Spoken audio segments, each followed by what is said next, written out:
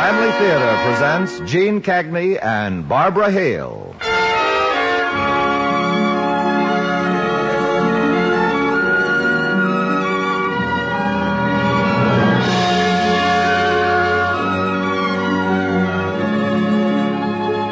From Hollywood, the Mutual Network, in cooperation with Family Theater, presents The Coward, starring Gene Cagney. And now, here is your hostess, Barbara Hale.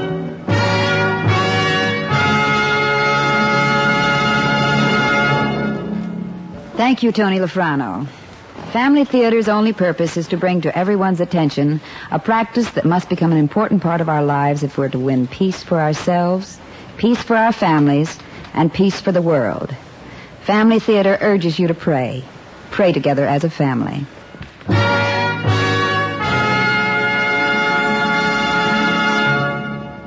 And now to our transcribed drama, The Coward, starring Gene Cagney as Helen.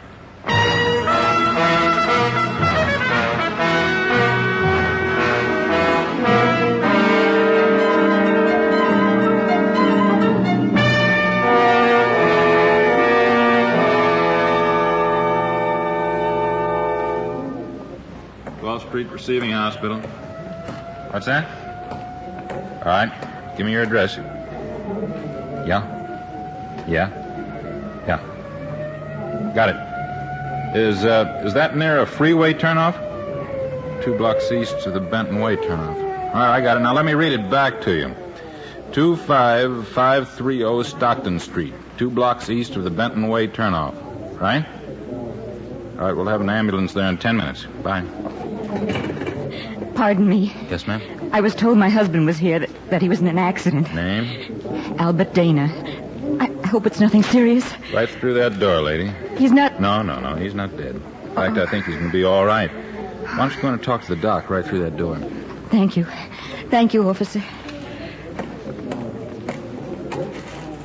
This one? That's right. Don't bother to knock. Just go right on in. Thank you. Emergency, please. Now, ambulance with oxygen to 25530. Yes? I'm Helen Dana, the officer outside said... Oh, yes, Mrs. Dana. Come right on in, won't you? Let me close this door. There now. Won't you sit down? Doctor, all they told me on the phone was that Al had been in some kind of an accident. Yes, Mrs. Dana. It was I who called you. Sit down, Mrs. Dana. Oh, thank you. I would have informed you of your husband's condition when I phoned you, except that we didn't know ourselves at the time. He arrived here in such a dazed condition that we thought at first he might have suffered a concussion, even possibly a skull fracture in addition to his other, more obvious injuries. But there was... Oh, no fracture, no, Mrs. Dana, and no concussion either. But frankly, we're very much concerned about the fact that, his condition hasn't changed. You mean he's still dazed? That's right. And it's not only shock, it's almost like, a withdrawal from reality. But it was an accident with the bus, wasn't it? Oh, quite an accident. Was anyone killed? There are 3 people. The driver of the other vehicle and 2 people on your husband's bus. Oh. If it was Al's fault, or for that matter, even if it wasn't, wouldn't he blame himself for it? I mean, maybe we could just tell him that it wasn't his fault. You know, to a bus driver, his passengers are a big responsibility. Yes, but Mrs. Dana, I doubt if he even knows about the other casualties yet. Oh. Doctor, you spoke of other injuries. Oh, yes. The palms of both hands and both knees were severely burned. And he has a few cuts and abrasions from the accident itself. Burns? From what I gather, there was a fire following the wreck. Now, I'm afraid I don't know all the particulars, but most of the passengers we treated here had some burns. May I see Al, Doctor? Oh, yes, certainly. But I want to warn you, I doubt if he'll know you. Right through this door here, Mrs. Dana. Don't you think he might have come out of it by this time? I mean, it's been almost an hour and a half since the accident, hasn't it? Mrs. Dana, I just don't know. This may be the kind of a thing that he'll just come out of. Or it may be that we'll have to do something to bring him out of it. Oh, you mean you think there might be something wrong with his mind? That's what I have to find out, Mrs. Dana. Oh, Doctor. Now, it's very unlikely that it would be anything that might be in any way permanent. So just a moment, we better stop by here for a second. Oh, yes. Sergeant Miller, Yes, sir. have you got a report on that 8th Street tunnel wreck yet? We'll have the TI report in a few minutes, Doctor. It's being transcribed now. How about that, what's his name said he was in the second seat? Lester L. Haynes. Yes, sir. He's still being treated. Would you have somebody get his story, please? And I want particular emphasis on the activities of the bus driver, Albert Dana, before, during, and after the accident. All right, I'll get it myself. I'm off the desk in 10 minutes. Fine. Thank you, Sergeant. Now, as I was saying, Mrs. Dana, there's very little chance that your husband's condition would be anything but a temporary one. But sometimes in cases like this, the right first aid can be 100 times more valuable than any later healing treatment he might get. Doctor, you speak of my husband's condition as if it were a wound. It is a wound, Mrs. Dana. Only the name is different. A mental wound is called a trauma. Is he in here? Yes, ma'am. He may be all right now, but I don't think so. So once again, don't be surprised if he doesn't pay any attention to you. And try not to... I won't lose my head. I'll be all right. Fine.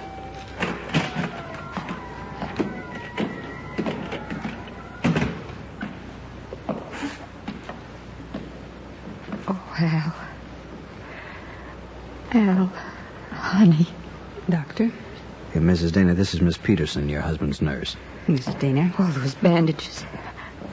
Is he in much pain? Oh, I don't think so, Miss Dana. At least none that he's conscious of. Any change? Yeah, none that I can see, Doctor. I'm almost certain he hears me and he knows where he is, but nothing seems important to him. Mm-hmm. May I?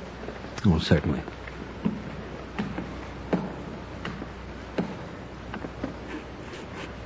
Al.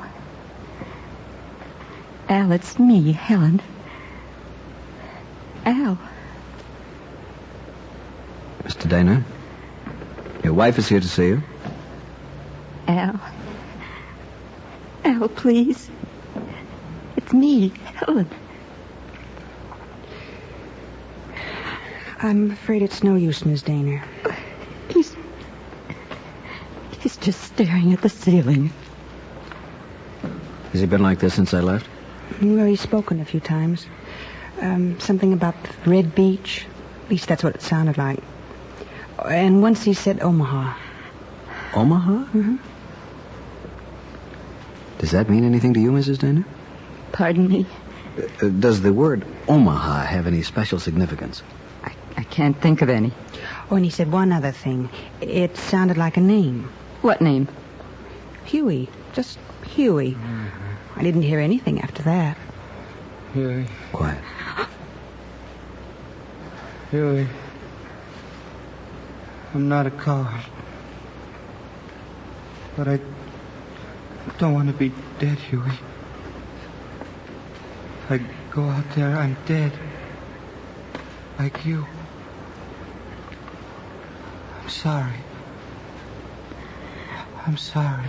Oh, Al, come out of it, Al. Come out of I it. think we'd better go now, Mrs. Dana. Miss Peterson, I'm going to take her to the kitchen if anyone calls. Yes, Doctor. Mrs. Dana, would you like a cup of coffee? I don't know. I guess so, Doctor. It was so long ago. So long. Your husband was referring to something that happened a long time ago?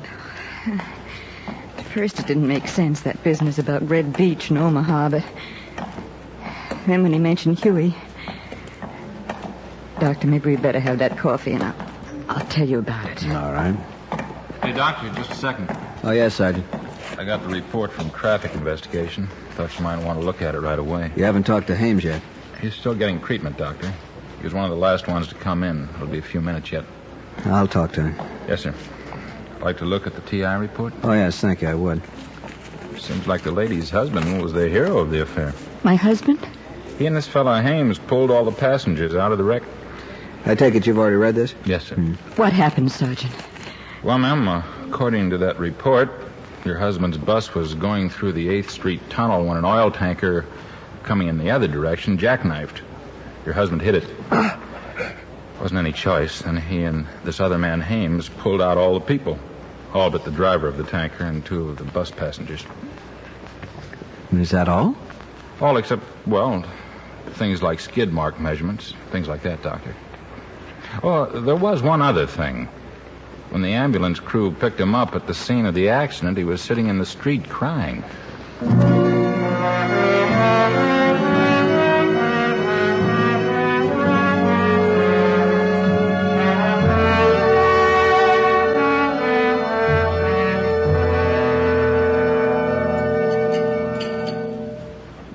Would you like some more coffee, Mrs. Naylor? No, thanks. Now, what about Red Beach and Omaha and Huey? Huey was a buddy of Al's during the war. Second World War. They were a medical corps team, and the Omaha is Omaha Beach on the Normandy coast. I don't really understand about the Red Beach. There was something about different designations for different sections, like red, green, blue. Something to do with logistics or tactics, I think. I don't know much about things like that. Mm-hmm. Won't you go on, please? Mm-hmm. You know how you read about men who've been in war not wanting to talk about it? Al's not like that. Oh, he loved to talk about it. He'd bring it up at the drop of a hat. But when he told me about the landing at Omaha, well, it was a big thing to him. And just how do you mean? I mean, when he told me, it was like, well, he had to tell me just because I was his wife and he owed it to me. Like he was confessing to some terrible crime. And I guess to him it was. Al and Huey went in with the first wave, and Huey never got any further than just the beach. He got his less than 3 hours after the landing.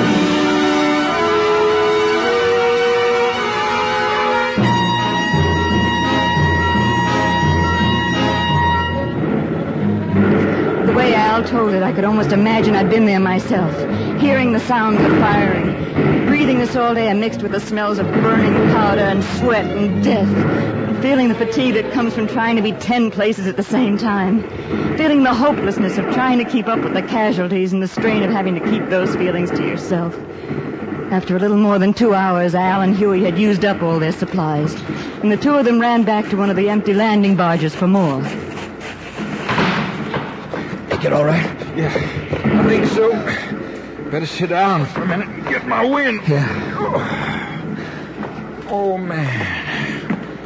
I never knew I could get so tired so quick. I think I'll take a look around. Guess if there's anything here, it'll be toward the back end. They call it the stern. Man, don't you know anything? Hey, wait a minute. I'll help you. I think that's the supply locker over to the left there. That's empty. Likely everything's empty. Hey, look. Huh? Another wave of boats coming in. Man, look at him. Huey, you're going to wind up with no head at all if you keep it up over the side like that. You got a point. Oh, this boat sure is empty. Well, we might as well sit down, wait for that new wave to get in. Yeah, I suppose. You got a better idea? No, I just feel like we ought to be doing something, that's all. I know what you mean. Not much like the movies, is it? No, not too much. I got a box of K-rations. This might be a good time to eat. No, thanks. Might not get another chance soon. Well, you go ahead. I couldn't keep it down. I saw you losing your breakfast. Oh, when you saw me, I was losing yesterday's breakfast. Huey, I've never been so scared in all my life. It's the same with me. You sure don't show it. Let's see if those barges are getting any closer. Are they? 300 or 400 yards out yet.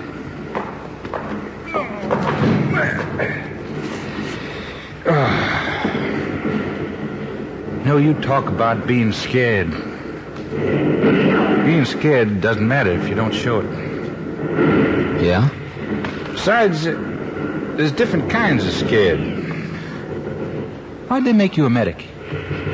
I don't know. One day they took away my rifle, handed me the armband, and said, hey, you're a medic. Well, with me, it's because I don't believe in killing people. I was in divinity school before I joined up. I'm just a different kind of scared than you are. If I was too afraid for my life, I wouldn't be practicing what I preached. You believe in God, don't you? Sure. But I don't want to die. You're afraid for your wife or yourself? For my wife, I suppose. No, that's not true. I'm afraid for myself. Well, I wouldn't worry about it. No man's a coward till his fear shows in his actions. Sounds like those boats are getting a little closer. Let's take a look. Yeah. Looks like they're here. Yeah, I guess we better get ready to go. Hey, Huey! They're zeroed. The Krauts have got them zeroed in. Lord help.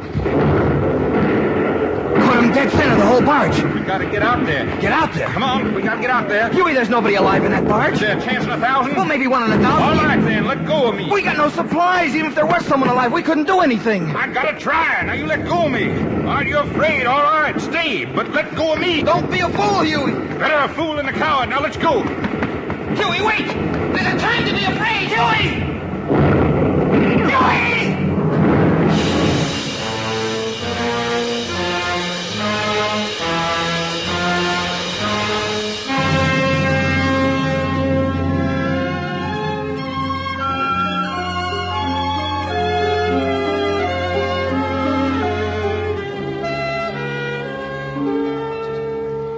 So Al stayed in the barge and watched Huey run right into the middle of a shell burst.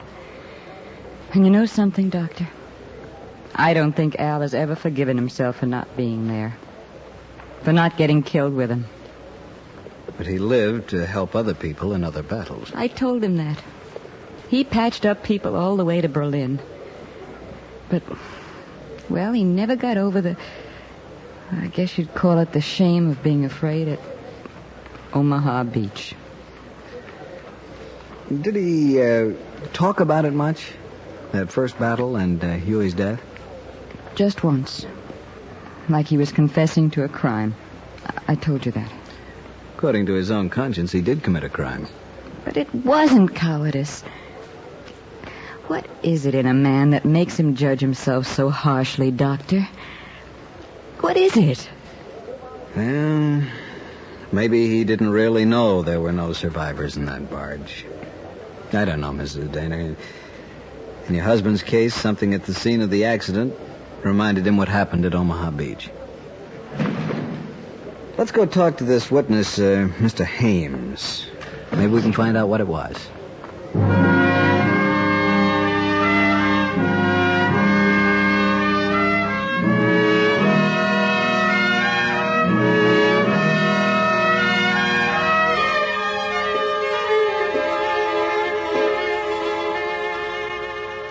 Well, all I can do is tell you what happened, Doctor. But I think I can give you a pretty good picture. Sure didn't miss anything. You usually ride in Al's bus? Yep. I usually finish up just as he's pulling up to 8th and Loganberry. That's the way it was today. And I was mighty glad it was, because it was raining pretty hard and I was tired. Oh, man alive, I was tired.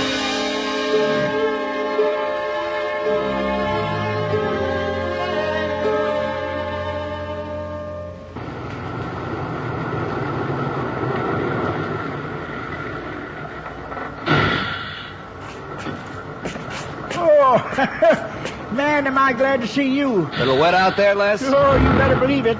Coming through my slicker. Pity the poor mailman on a day like this, huh? Yeah, you can say that again. Well, I shook some of the water off, tossed my empty bag on the floor, and took the seat right behind Al. There's a sign that says no talking to the driver, but Al and I usually chat a little on the way downtown anyway. That's what we were doing when we went into the 8th Street Tunnel. And then, up ahead, I see this oil truck. I guess we both saw it at the same time, because Al started giving her the brakes. Oh, she sure was a big job. Tractor and trailer and coming at us kind of funny. The pavement in the tunnel was wet, and it looked like the trailer was trying to pass the front part of the truck. Well, sir, in less time than it takes to tell about it, she filled up all the tunnel, except a little piece about 4 feet wide. Al hit the brakes and pointed for it.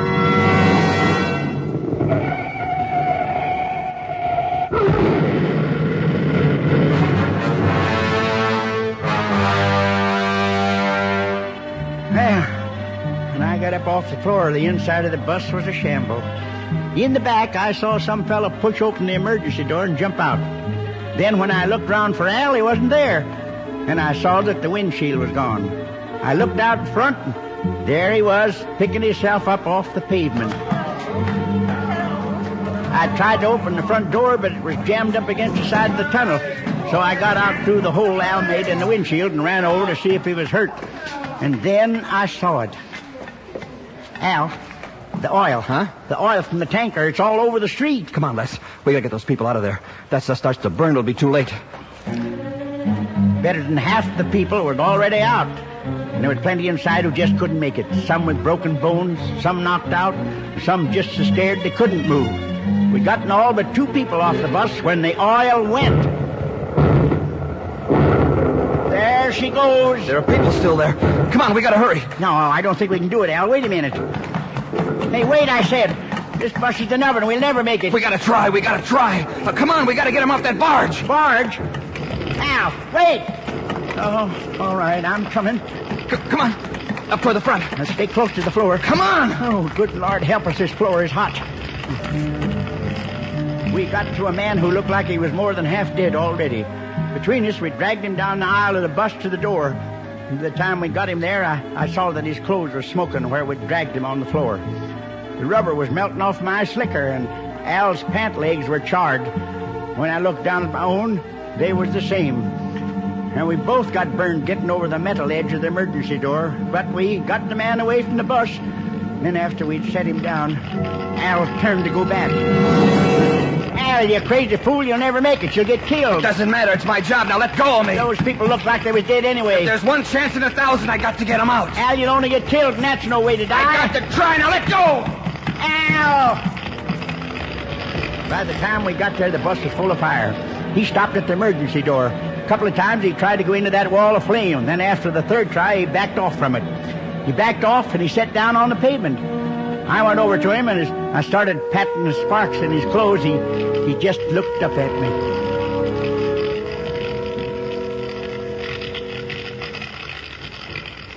I was afraid. I was afraid. You did your best, Al. That's all any man can do. I was afraid. I'm not a coward, Huey. But I don't want to be dead. If I go in there, I'm dead like you, Huey. I'm sorry. I'm sorry. I'm sorry.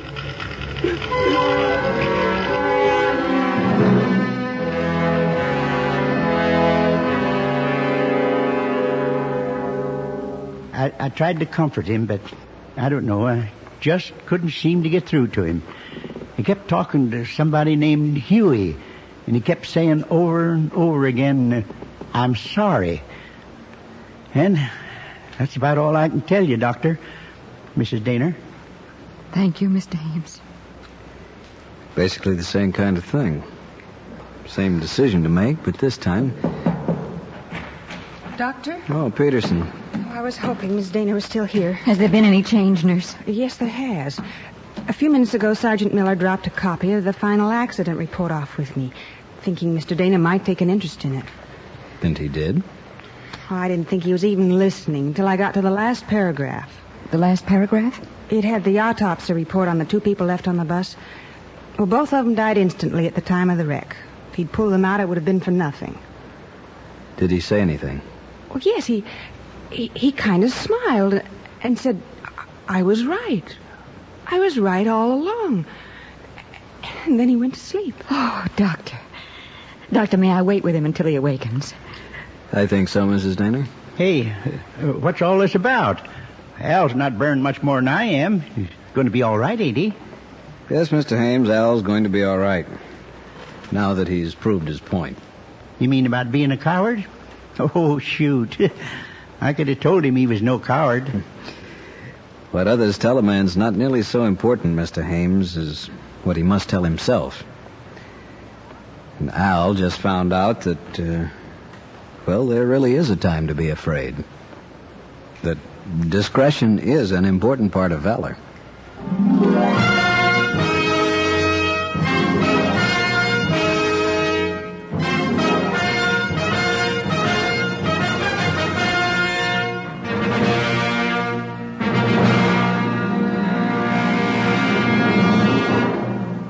This is Barbara Hale again.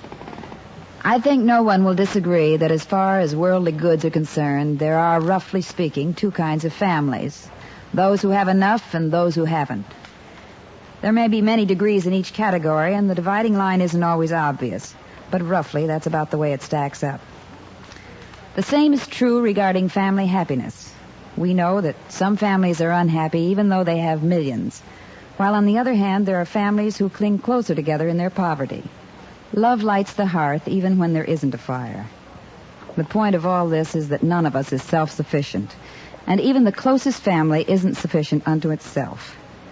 If we have enough, we may lose it. We know how precarious health and fortune can be. If we haven't enough, we need the serenity and the peace that only prayer, daily family prayer, can give us. It won't necessarily guarantee health or immediate success, but it will bring its blessings.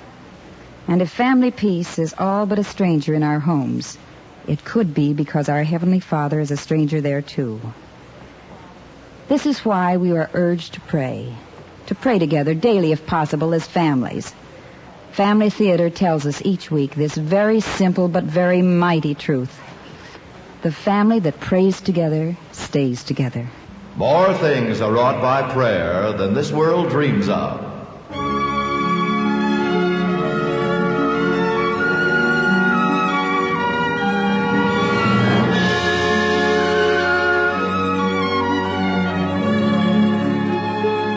From Hollywood, Family Theater has brought you transcribed The Coward, starring Gene Cagney. Barbara Hale was your hostess. Others in our cast were Barney Phillips, Harry Bartell, Alice Backus, Herb Ellis, and Ralph Moody. The script was written and directed for Family Theater by Robert Hugh O'Sullivan, with music composed and conducted by Harry Zimmerman. This series of Family Theater broadcasts is made possible by the thousands of you who feel the need for this type of program, by the Mutual Network, which has responded to this need, and by the hundreds of stars of stage, screen, and radio who give so unselfishly of their time and talent to appear on our Family Theater stage. To them and to you, our humble thanks. This is Tony Lafrano expressing the wish of Family Theater that the blessing of God may be upon you and your home, and inviting you to join us next week when Family Theater will present The First Voyage of Columbus. Donna Atwood will be your hostess. Join us, won't you?